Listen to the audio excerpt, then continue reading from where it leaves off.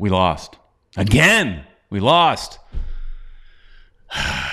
Hey, the old Inter Miami is back. We're back to losing, and we're going to talk more about that tonight as we talk about the loss to Chicago, and now we got to travel to Cincinnati. We're going to talk to some guys from Cincinnati tonight, but as always, I'm not going to sit in this misery by myself. To join in the misery is everybody's favorite uncle, Uncle Ed, and he's in the same position as I was But here's the thing. I think Ed said this recently in a chat, or I don't know if you said it to me, Ed, but this is the Inter Miami we know. This is the team we expected. We didn't have much hope. But what a hell of a beginning, man. I was like, oh man, maybe we got a chance, But wow. No, we don't. And Pieter said, I think this is the reason why. After the two games, Pieter said, we're gonna see what they're truly made of because we're going out of town. We're usually not good out of town, and sure enough, Pieter, I'm gonna call him Dark Cloud Pieter Brown from now on. Dark Clouds. That's like emo the Pieter. The Minnesota Supporters Club. That's what they are. The Dark Clouds. Right. Yeah, well, it's something depressing. That's what I got to call you. Something depressing. Eeyore. Something emo or something. It's kind of like Eeyore. There you go. Here we are. We're gonna lose again. Oh, he's way over there. Yeah. Well, Ed. We get to travel to Cincinnati next. We're probably gonna lose. Are we? And we're gonna be talking about Cincinnati in a bit with some crazy dudes from Cincy. What are they called? Cincinnati Soccer Talk. We're gonna talk to those guys in the second half of the show. But first, we're gonna do a little misery talk and go through your chats and a couple voicemails that are talking about last night's game against Chicago, where we gave away at least a tie. We gave away a tie. I'm curious to hear your thoughts in the chat. We'll focus a lot on that. But before we do that, let's go shopping, and that's at Caneswear, caneswear.com. Caneswear is located in Davie, Florida, just south of 595 on University Drive. Ed, I was there today. I went to Caneswear today. I don't only tell you guys to go shopping there. I go shopping there as well. Got myself this new trucker hat. Thought it looked all right. And then got my wife a jersey. This is a women's jersey. Oh boy! Don't show my wife. She's gonna want one. She's been asking for one. This is the women's replica. I got my wife the replica because she doesn't really care about the whole authentic or anything like that. So replica was good enough for her. They got all sizes, anything you want. Right there. And you know what, Ed? It was cool. I was hanging out at Caneswear just because that's part of the fun. You go to Caneswear, it's not like going to, fill in the blank box store, right? It's not like going to Dick's Sporting Goods. That's the name. There, they chat you up. It's like you're sitting at the bar talking football with your friends, right? So I'm sitting around talking to Ken, who I recently saw in Disney World. We're talking. And guess who else shops at Caneswear, Ed? I have no idea. On game day, Jorge Mas is at Caneswear shopping, bought his wife a jersey at Caneswear. Are you serious? I am serious. So, wow, that is really cool. How about that? That is great, man. And what's cool about that? What's super cool about that is that Jorge can get all this stuff for free, right? I mean, it's his team. Right. But he supported a local business, and that's what you should do as well. Wow. Go support Caneswear. Go support a local business. But yeah, as the story was told to me, basically the kids came in first. They're all wearing University of Miami stuff. So it makes sense that they go to the University of Miami store at Caneswear. That's what most of the store is. and they made it to the Sweet 16. Everybody's big on this whole basketball thing and all that. And they come in for that, and then a few minutes later, the parents came in. So and that's when they all started talking and realizing that they sold Inter Miami gear there. So good stuff. Wow. So Jorge Mas. I thought maybe Jorge Mas would listen to our show, and he went because we keep promoting them. Maybe he does. I don't know. Maybe he does. But anyways.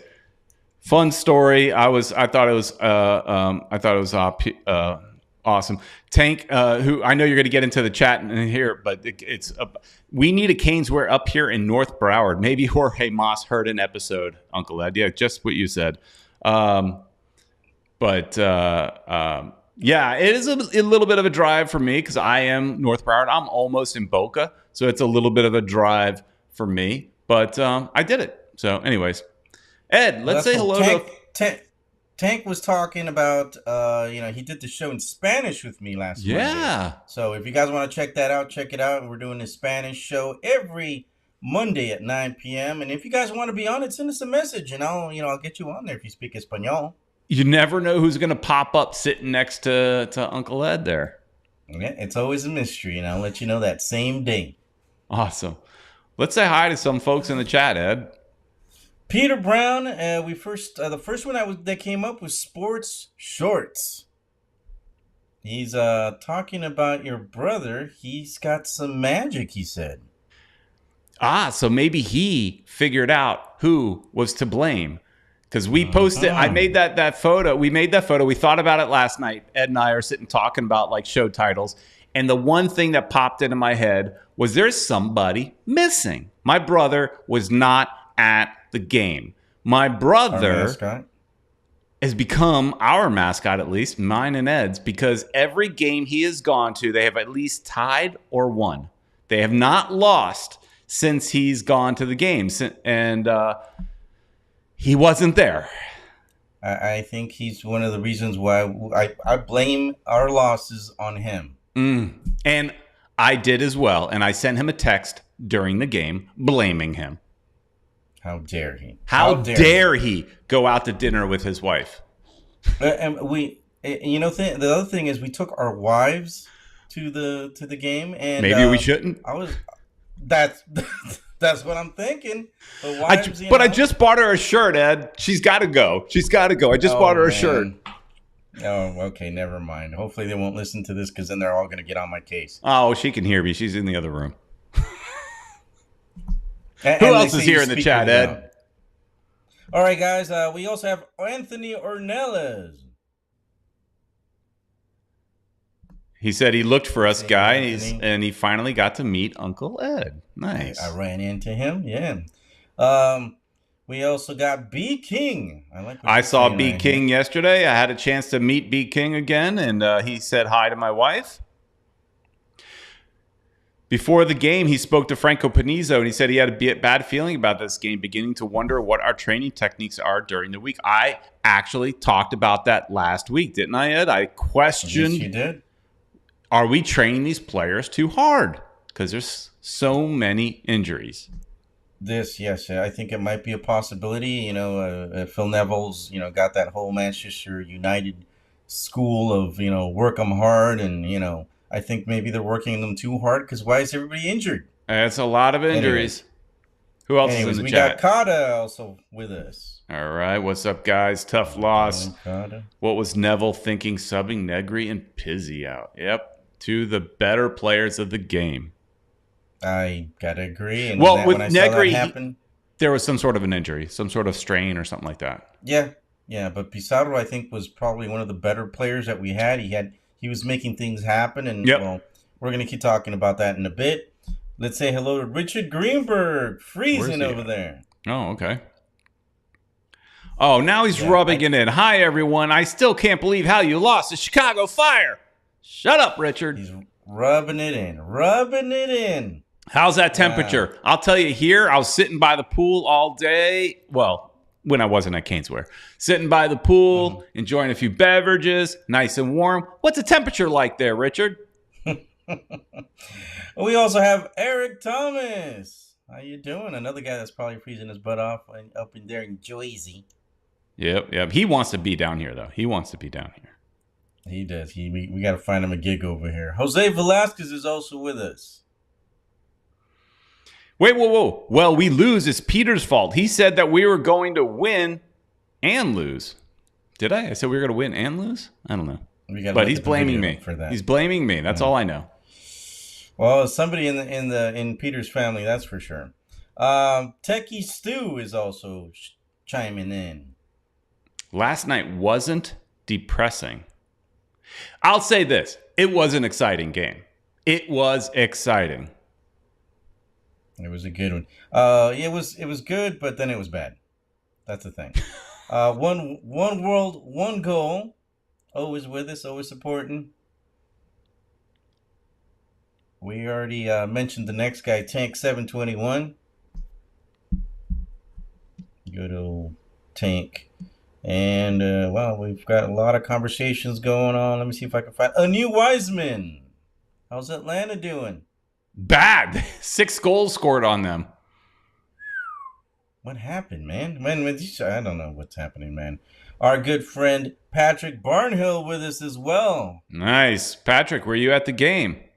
Yeah, I assume he was. you were. He sent me a message, but Nice. the whole family, man. I would have loved to come over, but too many people. And we got, who else we got? And just a lot of conversation going on in that chat room. Thanks for supporting, guys. There was also somebody near the top that you missed who is taking blame. Diego Sadri is in the chat as well, and he says he's the one that's missing. It's me, he says. It's his fault. Did you not go to the game, Diego? Is it your fault? Maybe that's what it is.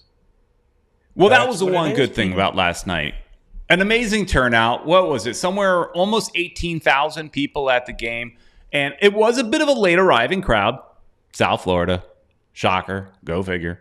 But, there was corners up in the supporter section that were empty and then filled in. So it was a really, really good crowd. My first thought, though, was after that loss, are these people going to come back?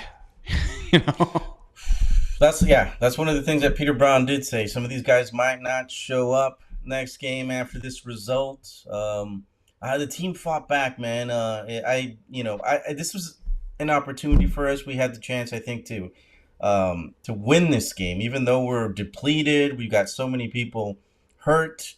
I was thinking, man, we could maybe get these 3 points if our players are on top of things. But unfortunately, Peter Brown, they talk about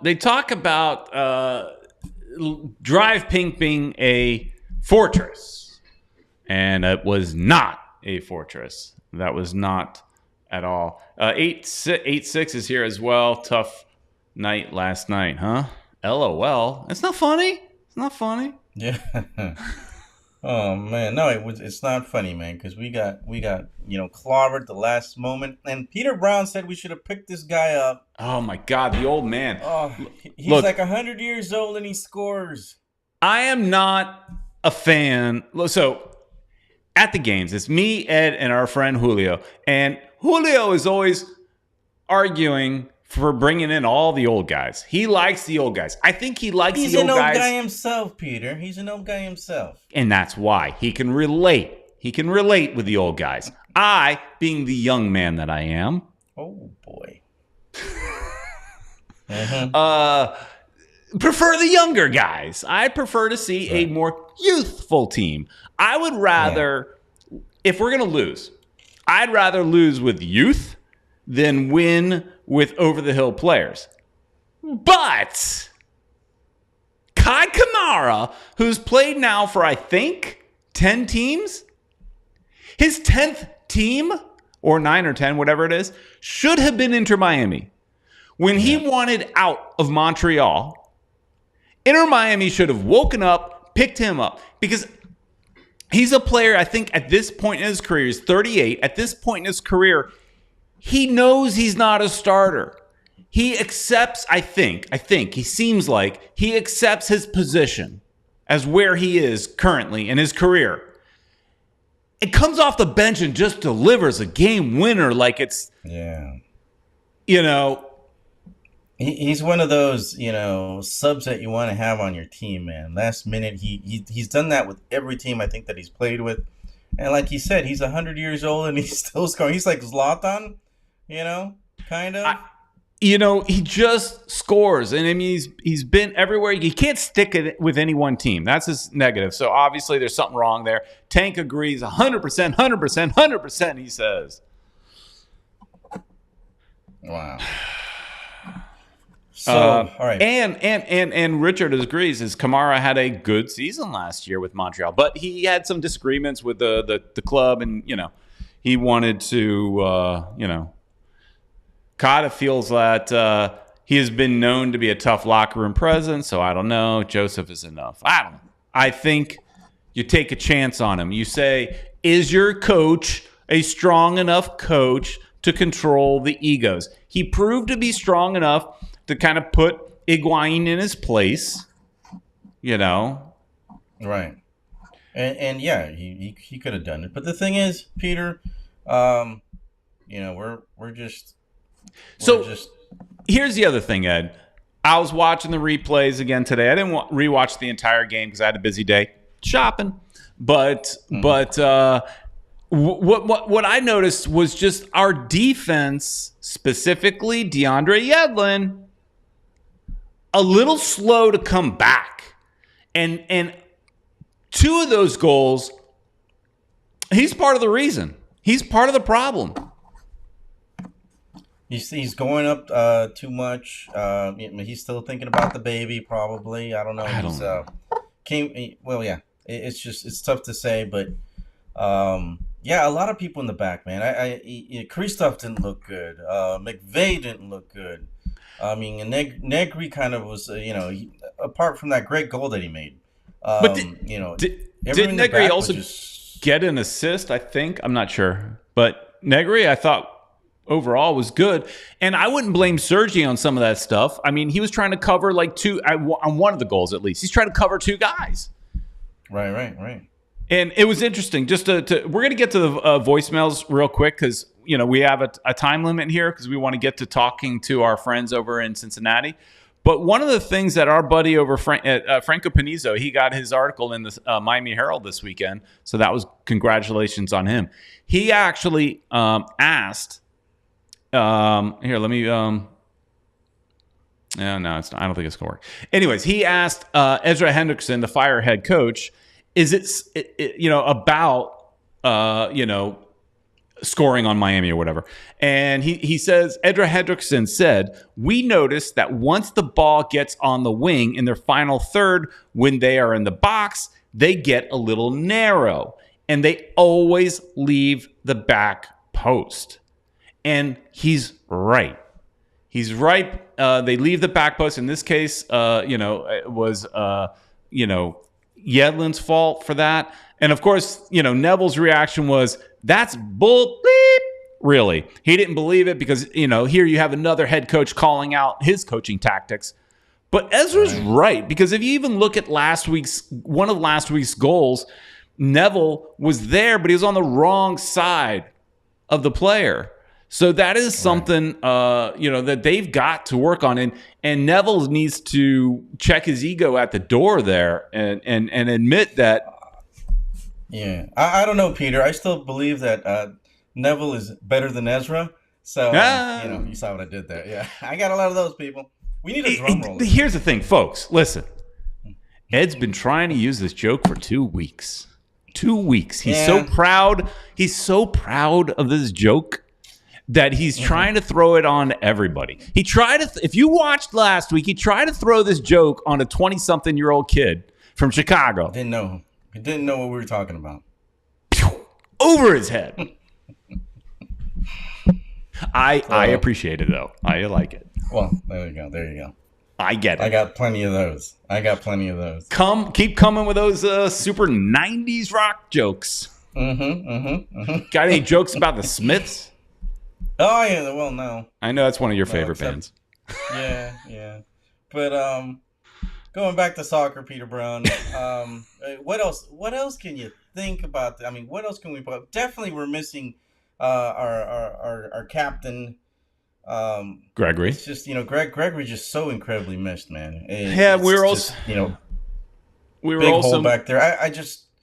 They're kind of putting Duke in that position. Yeah. Kind of, because he's actually moving around a lot more. I think he should play a little bit farther up. But man, we're really hurting, man. And this is a time when we really need Busquets. Oh, Willow Ed. Oh boy, he's calling me old. Probably because of that. Better than Ezra. The Smiths are great. Morrissey sucks. Yeah, Morrissey sucks. Oh, I thought you liked both. No, I like Morrissey too, but he always cancels. He's a big baby. Oh, all right. Yeah, he's easy. All right, let's go. Before we run out of time on this first segment, let's go to some voicemails. Oops, wrong transition. Let's try it again. It's time for your voicemail. Hello. Hey, Peter and Uncle Ed and all the great friends. It's Italia, One World, One Goal from the Aficionados. Interestingly enough, Peter was right because he's often right. Martinez scored and they crossed the ball over to him, so he was right about that. But they put it right in his stride, so I was right about that. And he had to kind of scooch to get it. That's not really a soccer term, scooch, but you know what I mean. He had to slide to get it and got a goal for Venezuela. So great for him. And I just wanted to give a shout out. We have a fan out of Dallas, which is Joe Shaw, and he is covering the Fusion. He's doing 25 for 25, celebrating the 25 years of the Fusion. It's an Apple podcast. And he had interviewed Jim Rooney, who's actually a friend of his, and so he's going to be talking to a lot of the players and coaches and all these kinds of people. So special shout out for keeping our Fusion going. Hard to believe it's 25 years. Of course, I was 10. So then Peter would have been 9 and Ed would have been 5. Ha ha ha. Anyway, love you guys. Love the show and keep up the great work. Ciao for now. Well, yeah, we do expect to help plug that Fusion podcast because it's really cool stuff. I listened to the Jim Rooney interview. It was really cool. We've interviewed him in the past as well, so good stuff. So if you guys could check that out, check it out. I think I retweeted him already on our Twitter. Yeah, he reached out to us, I think, didn't he? Yeah, we might have him on. And yeah, you can go back and listen to one of our past shows. We've talked to Rooney a number of times. I actually became fairly close with Rooney when he was coaching Boca Raton Football Club. So anytime we want to get Rooney on, he's always available. So we can. Interesting. Kata says, fact: I have a Jim Rooney card and was at a Fort Lauderdale Strikers camp when he was the coach. He watched us play. Right, he did some coaching with Fort Lauderdale Strikers as well. He's been around the area ever since his Miami Fusion days. All right. Also, to her point, Joseph Martinez scored. That's great. He needs the confidence. So happy that he scored, and let's see if he can continue that here with the Herons. Yeah, well, we need him next week, man. And yes, we do. There's also talk that Campana will be back at least on the bench. I'm not sure if he's going to be starting, but there's hope for us after all. People might be starting to get healthy. No sign on Mr. Glass, though. Mr. Glass, where are you at? We need him. We need him. We need everybody we can get. Forever hurt. All right, another voicemail here. Okay. What's up, mi gente? It's your boy Yankee. Yankee! Listen, I know I said last week that y'all was trending in the right direction, and there was a lot of reasons to remain positive, and there still are a lot of reasons to remain positive, but if we're going glass half empty, glass half full, I think y'all are still half full, but I don't know. I saw DC United play New England, who's owned us, playing at home, and I'm thinking DC United is going to get out with a point. And then I'm thinking, Inter Miami has battled back. They've come back at home against the Fire, and they're going to get at least a point. Both the teams gave up late goals. Now, if you ask me, the bigger disappointment was Inter Miami, because they ain't been owned by Chicago Fire. And as the poll with the goal said last week, I loved that you guys had him on the show, they've had their issues.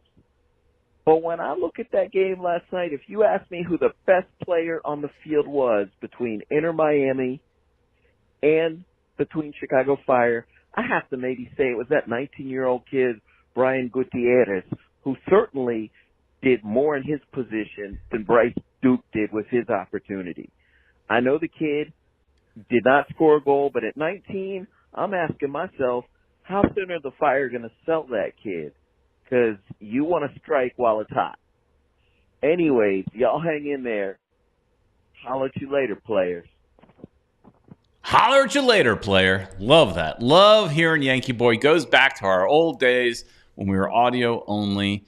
Great to hear Yankee up there in Maryland area, but still listening to us, checking us out. He's telling us to be positive. Here's the thing that bugged me a little bit, Ed. And so reading reports and watching the press conference after the game with Phil Neville, and Phil is just saying basically that it pissed me off. He's talking about being happy with where we are because we're better than where we were last year at this time. Last year at this time, I think he said we had like 1 point, and now we have 6 points. That's your comparison? You're comparing yourself to a low bar, a slow start. That's where you want to be at? I mean, look, the New York game, we could maybe throw that one away. Own goal, we pretty even match. Chicago game at home, though, they got to win that game, and I expect more fire out of our head coach. So much so to where it always happens. Phil Neville has very few fans, and they all the haters love to come out every loss, and the internet is lighting itself up on fire with Fire Neville, Fire Neville. And I did have to ask myself in the middle of the game, how many losses does Phil Neville have this year before he gets sacked? Now, it's early. It's only 3 games that they lost. It's early. A lot can change. But if it continues in this direction, when we expect high hopes, we expect to get Messi, Busquets, all these players we expect. I mean, now, of course, if we get Messi in the summer, it saves Phil Neville's job, right? Well, I don't know if he's got till the summer, Peter. Maybe, okay. If this continues, he might not make it. Would Messi... Okay, so let's say that happens. Let's say he tanks the next 5 games and they fire him. Would Messi want to come to that? Come to a team that has an interim head coach? I guess you could say yes, because he could be involved, because he would be, in picking the next head coach. But he's still going to have to play a half a year with an interim head coach with what's his name? What's his our head assistant coach? He's got plenty of experience. I'm not sure. I forgot his name right now. Who is our Everybody in the chat. coach? Jason. Christ. Thank you. There you go. Oh, my bad. How could I forget Jason Christ? Oh, my goodness. I don't know. We're getting old, Peter. Definitely for sure. And that little chime in means we got our guests are already here. But before we leave, Peter, before we start talking about Cincinnati, I just want to bring up that I think also Neville messed up on the substitutes as soon as Pizarro was out. I know there's a lot of Pizarro haters out there, but I just think he was the only one that was creating chances. He was all over the field. I just thought he was doing his work. He was coming back and defending. He's I think he's a much more complete player than he was when he first came here. So, it totally made it slower. We didn't have any creativity once he was out. So I saw some people complaining about the substitutions, and I get that. I agree Pizarro should have stayed in. But Borgelin came in, and he made, I think, a difference. We had some height. What I think we can determine, I know Stefanelli scored. But Stefanelli it should not be our striker. He's too damn short. You can't cross in the ball to him, although I know I'm saying this, meanwhile he scored off a cross. But there were majority opportunities. They had to keep it at his feet. They tried a few times. He was too damn short.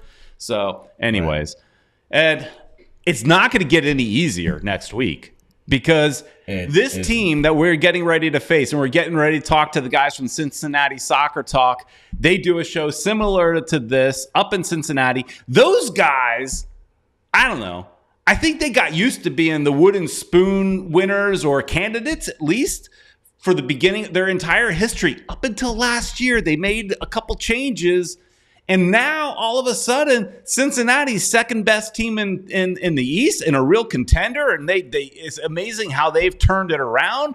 So it is not going to be any easier. But let's say hi to our some friends over in Cincinnati. And that's Boston, Brazil, and Jason Ashcraft from Cincinnati Soccer Talk. I hope I didn't destroy your names, but I could have because that's kind of what we do here. How are you guys doing? Good. No, you did great. Jason's. We have a big joke on my show that I slaughter every new player, every guest, anyone whose name isn't Dave Smith. I'm in trouble. Yeah, we read off our Patreon supporters, and it's always just a crapshoot if Boston's going to mess them up or not. That's good. At least I'm not the only one in the MLS YouTube community that just butchers names, because that's kind of everybody likes to make fun of me for doing that. But speaking of being made fun of, I think you guys got used to it, right? You got used to being made fun of.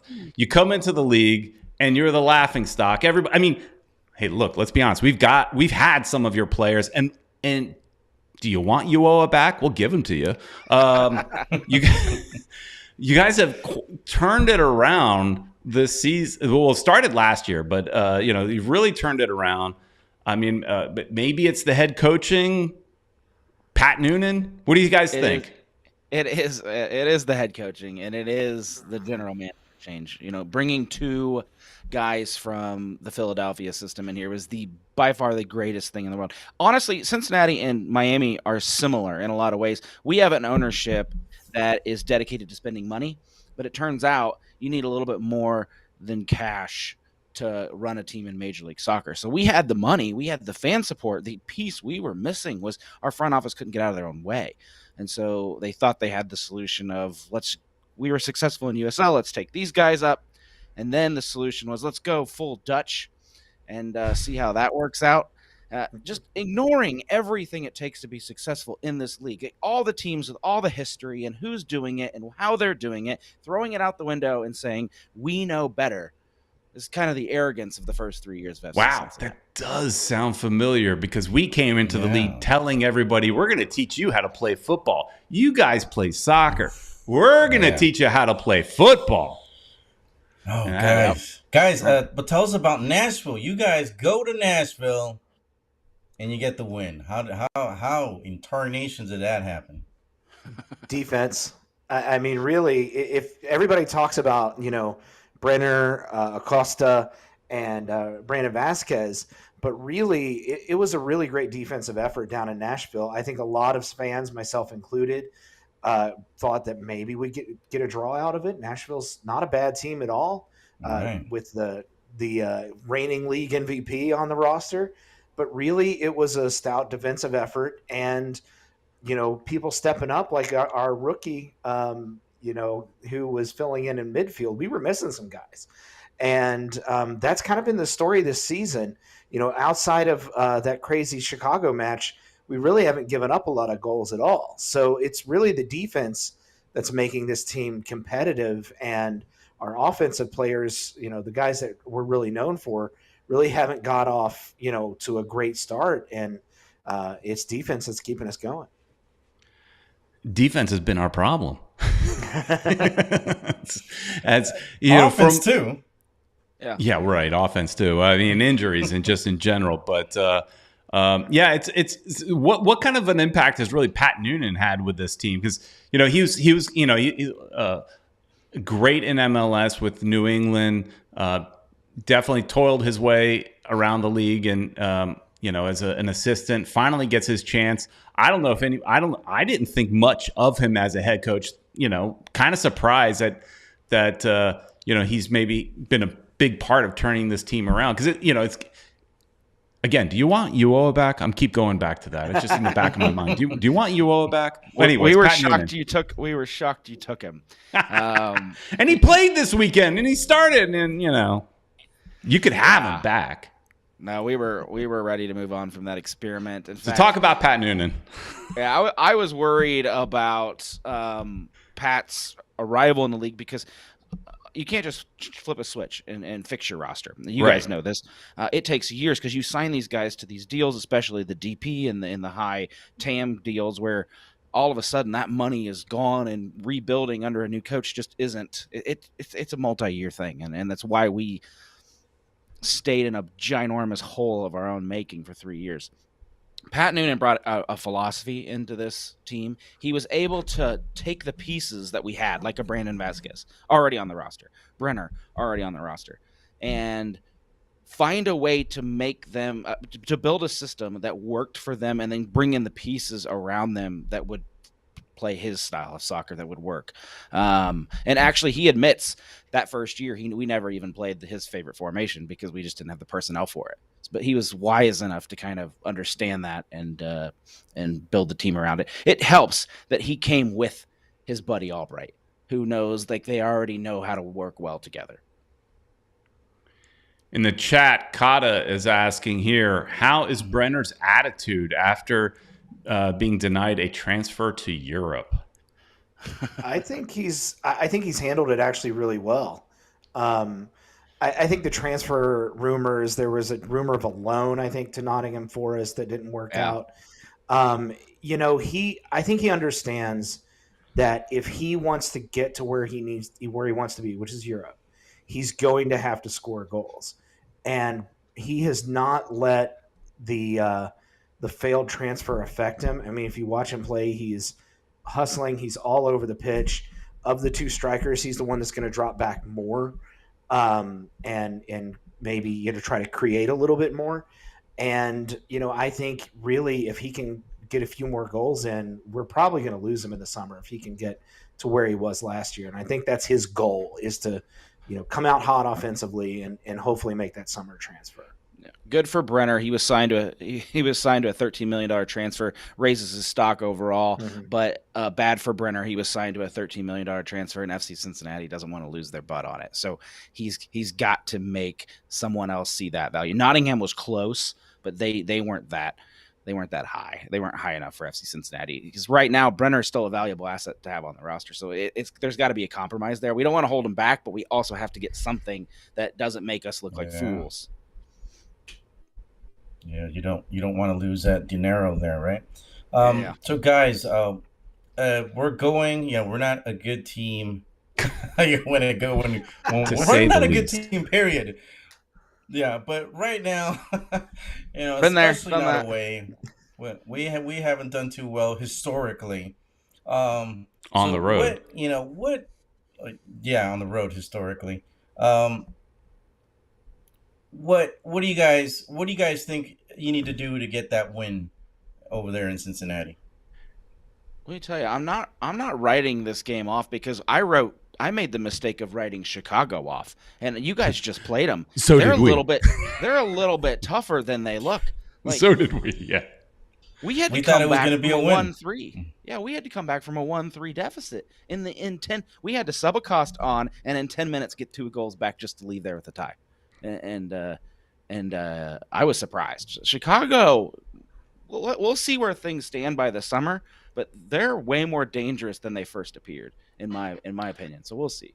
They just got a slow start so far. Hey, first off, I love Jason's dedication to that blue wall. I mean, that's like, going the full distance, the Cincinnati blue on the wall. I mean, that's a full commitment. I really appreciate that. Well, thank you. Way to go. Oh man! To answer your question though, on the Miami FC Cincinnati, we have to continue doing exactly what we're doing, which is playing unselfish. When you have a team like ours and so many players that have stood out in the last year, Brandon, Brenner, Acosta, and now Obi's finally getting some recognition. Our back line's getting recognition. We got to keep our cool and play this game our way, especially at home. TQL Stadium all of a sudden is becoming more of a difficult place to play.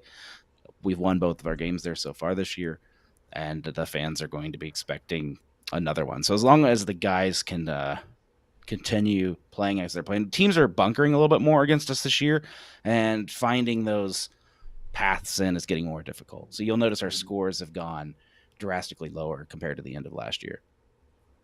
Talk a little bit about that stadium. I am a stadium geek. I haven't really traveled much, but I want to go to these stadiums. But TQL Stadium looks like a pretty sweet looking stadium. In my opinion, I'm a little biased. Of course. I think it's the best. I think it's the best one in the country, soccer specific. But as far as the neighborhood, you look at it like a lot of these MLS 1.0 stadiums. I lived in Salt Lake for 8 years. RSL Stadium is out in like the suburbs. Nashville put theirs in a fairground for some reason. We're in the heart of the city. So, you are a block away from bars, restaurants, music, everything you could possibly want. Hundreds. Hundreds of them. And so, right downtown. And so the atmosphere is just so great on game day. It's like a festival. And if there are any Miami fans coming up for the weekend, make sure you get to a restaurant or a bar like early. And I'm talking like 4 o'clock, 3:30, because everything packs out on the weekends. There is no way you're getting into anything at 5 o'clock and thinking you have time to get everything done and get to the game. No. Wow. Yeah, our culture here is, we're not a tailgating culture.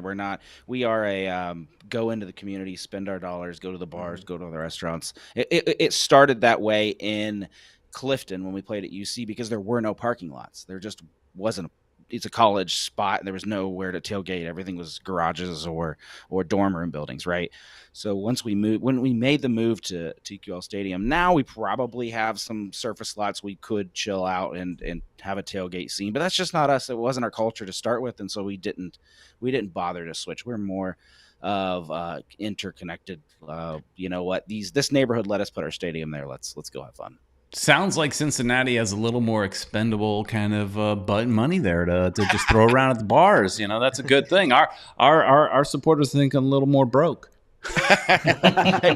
Our cost of living's 5% under the national average. So, well, there you go. There you go. But if you look at my wallet on game day, it's how is the atmosphere at the stadium? Well, talk about the supporters culture there that you have in Cincinnati, because that's one of the things we've got right, I think, here in South Florida. The team might not have things all lined up, but the supporters are on point.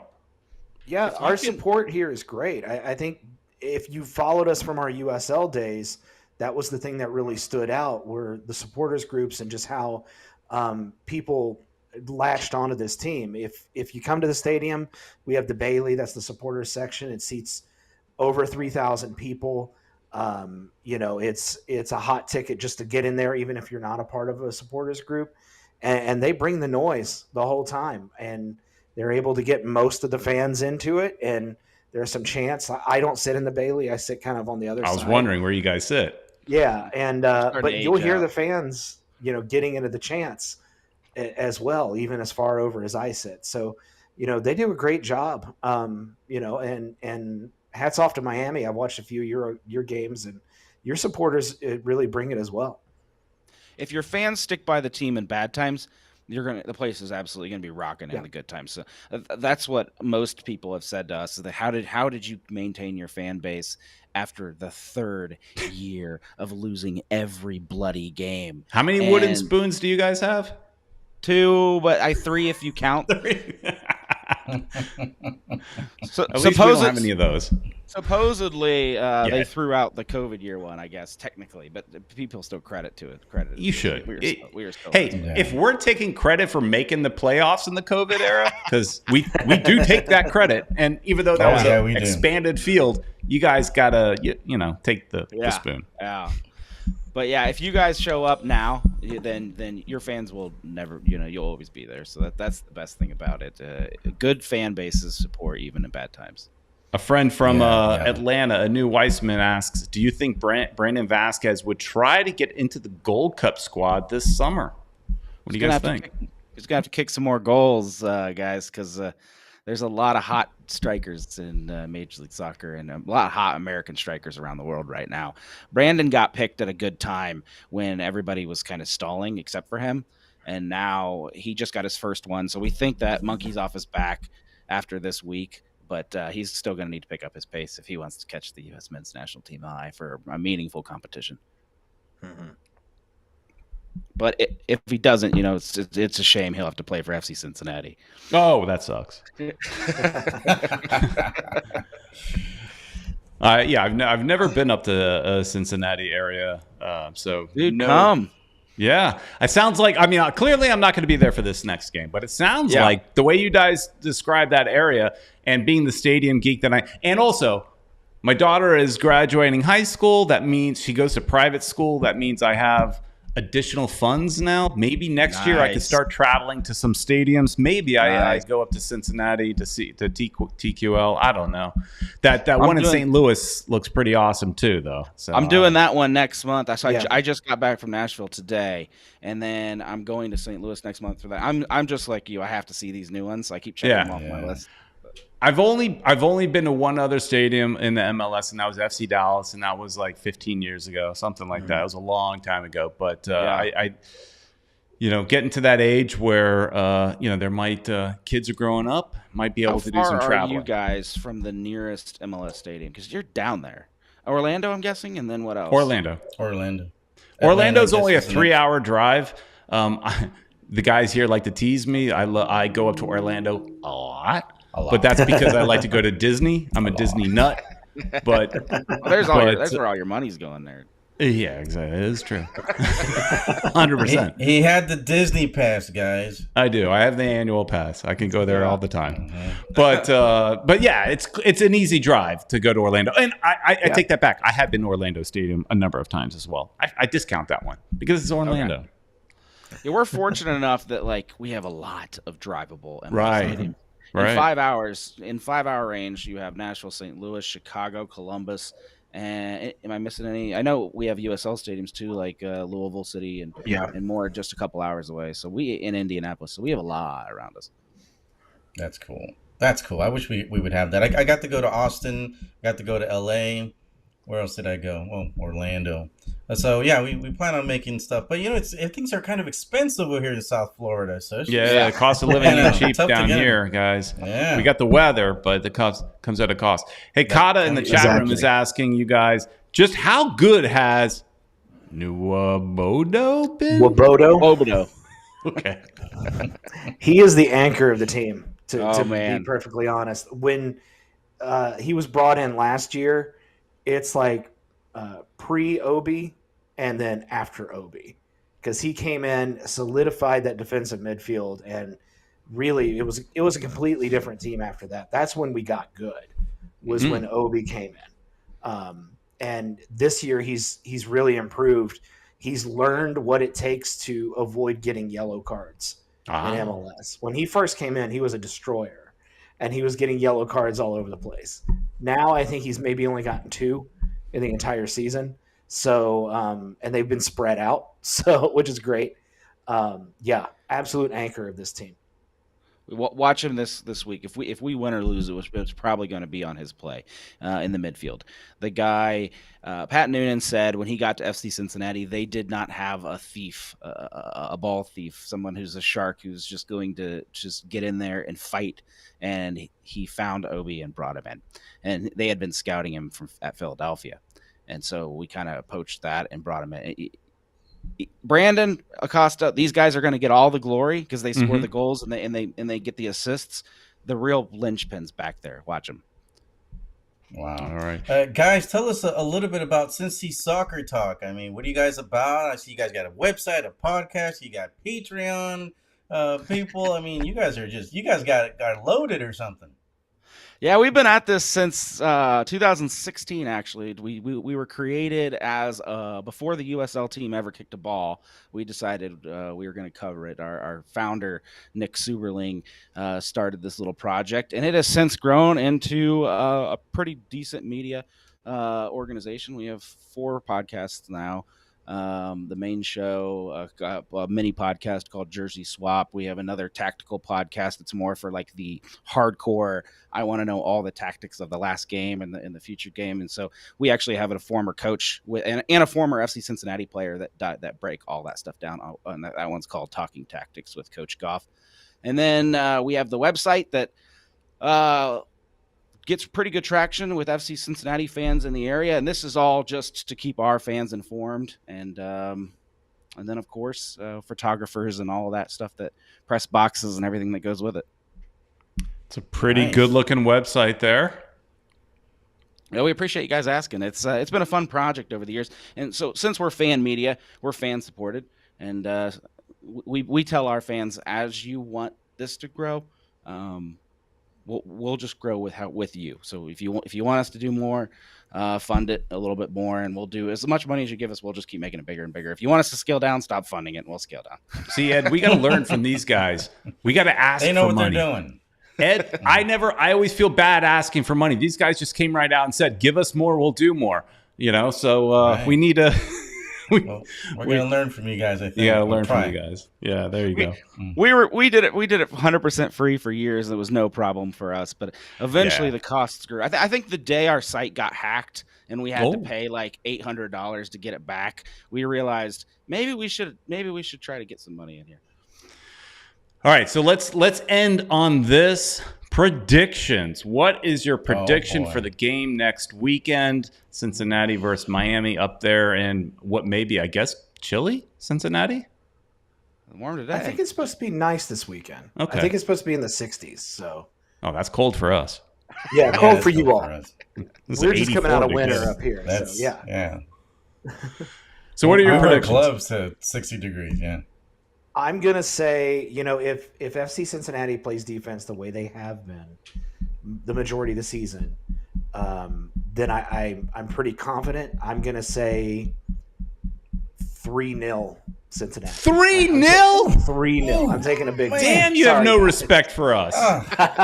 You just said don't care. I mean, just right in our face, just slapping. Pop. Yep, Peppa Pig I doesn't gotta like do you. it. Damn. Man. Hey, Richard Greenberg, our friend from Toronto, is right Friend. there with you, except he's giving us one Friend goal. of me. 3-1. Yeah. I think you guys scored 2 against Chicago. You had a bit of a dry spell before that, right? 2-0 games, and then you clocked 2 on Philly, which was impressive until Philly kept losing. But Philly's tanking right now. They're right there with us in the that's it. standings and the old ninth place. I don't know what's going on there. They're falling apart, but I'm going to go with the old reliable 2-1. I am going to pick FC Cincinnati. I'm the more skeptical one on our staff, so I always, if things are too good to be true, I tend to be skeptical of them. So, but just because of your recent run of form, I'm going to say 2-1, and then hopefully the home field advantage pays off here. Right. And we're bad home field. Sports Shorts in the chat says 1-1 tie. And we are looking to get Leo Campana back from injury, so he's been good for us in the past. Granted, he's been out, so we're hoping to get him back.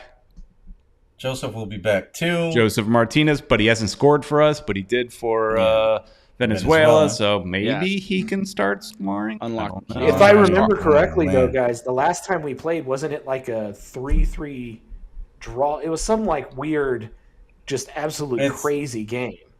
So yeah, my never prediction is something crazy like that. I think Peter Brown. I think I'm going down with a 3-3. Damn. See, I think our defense has improved. I know it doesn't always show because we were complaining in the first half of this show about some of our defenders like DeAndre Yedlin not getting back in time and kind of slowly jogging back and leaving our it's part of the post open and all that.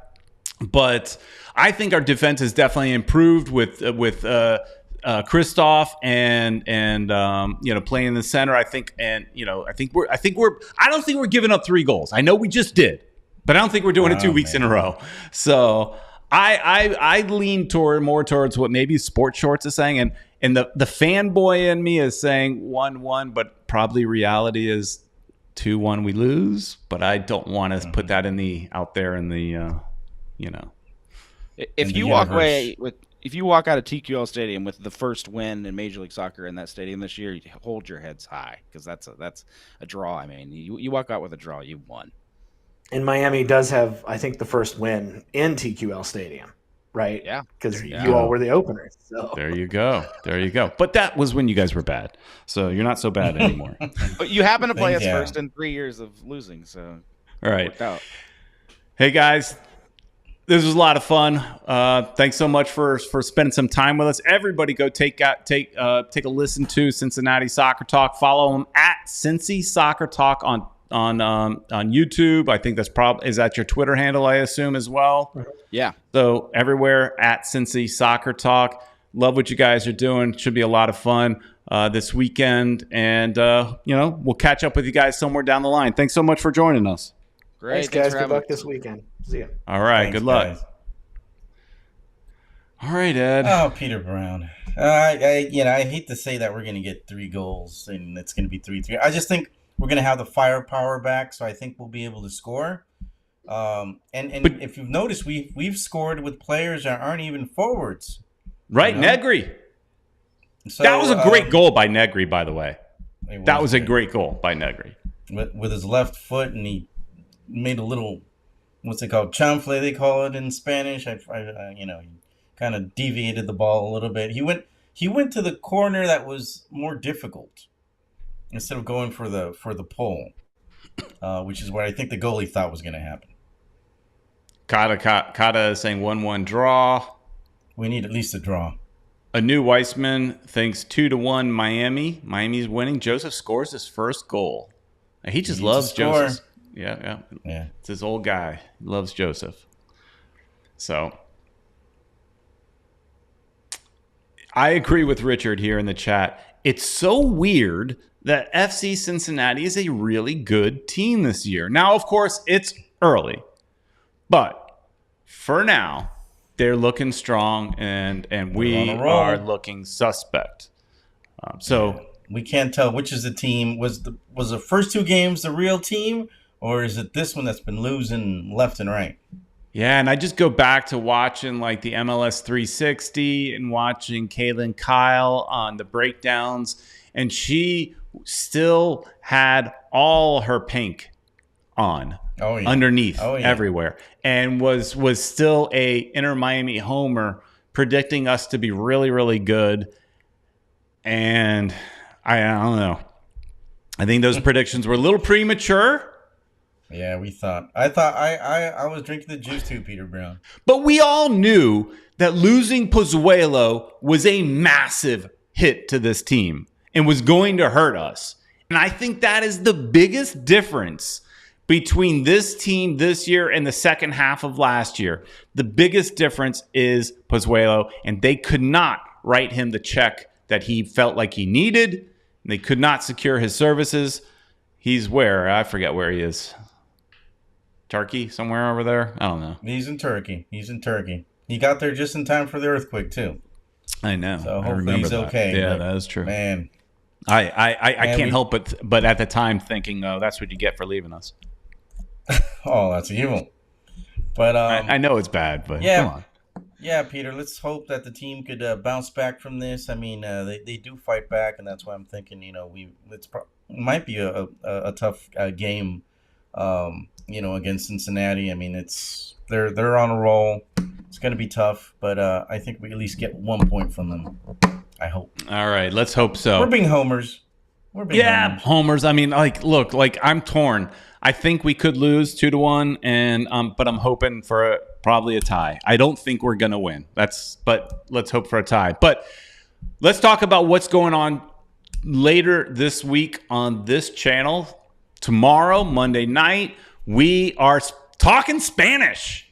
Espanol. We got our show in Espanol every Monday at 9. Hey, you've been consistent. You've been consistent, Ed. Give yourself a nice pat on the back. It's hard to sometimes when you got a job and things like that. Sometimes it can be challenging. You've been consistent, so great job. Yeah. So if you guys want to watch that, and if you want to be part of the show, send us a message on social media or wherever, and we'll talk. We'll talk a little bit of Spanish. We'll break it down in Espanol. So don't miss out, guys, and I'll see you tomorrow. All right, and then later this week. I'll probably film it tomorrow, but probably won't release it until Wednesday or Thursday to give Ed's video some space. But I'm going to do an unboxing of the latest gift that season ticket holders got. I got my gift this weekend, and I am going to open it up in one of my unboxing videos. And actually, somebody at Inter Miami asked if I was going to do one. Gave me the idea, said, yes, I will do one. And it will be an unboxing / opinion piece that I've got some thoughts, Ed, that I need to share. And that will be coming out later this week in a short little video. I got my box too, Peter Brown. So I'm looking forward to, seeing your review. We've already talked about it, but and we'll talk about the numbers and all that kind of fun stuff. So, and here it is already. Anthony's saying Atlanta game, they're giving away a shirt. Is that the public shirt? So that's they give away one every year. I've got 2 of them so far, so that'll be fun. Anyways, everybody, thanks so much for Kata is saying, let's go and Messy Burger review. Ed, let's get that scheduled. Let's you and me schedule some time to go to the Hard Rock. It could be at the Hard Rock in Hollywood or the Hard Rock in Miami. I'm okay driving either way, but we got to do that. We got to do that before Messi comes. We got to judge his burger. So let's do that. If it's any good. Yeah, sounds good to me. All right, everybody. Brown. You guys in the chat are what makes this fun. We really appreciate it. Thanks so much for being here with us every single Sunday. And if you're not here with us on Sundays and you're watching this later, where the hell are you? Come, have some fun. Enjoy some time with us on Sunday evenings. Even if you can't stay for the whole show, whatever, come in for as long as you can. But we appreciate you. You make it way more fun if it was just me and Ed talking to each other because, Ed's just not that interesting. No, I'm pretty boring. My wife tells me I'm boring all the time. There you go. Mine too. All right, everybody. Thanks so much for watching. And make sure you go to Caneswear. Shop where Jorge Mas shops. See you guys next week. See you guys tomorrow. Bye, everybody. Oops. Hang on. Wrong one. I pushed the wrong button. Keep waving, Ned. There we go.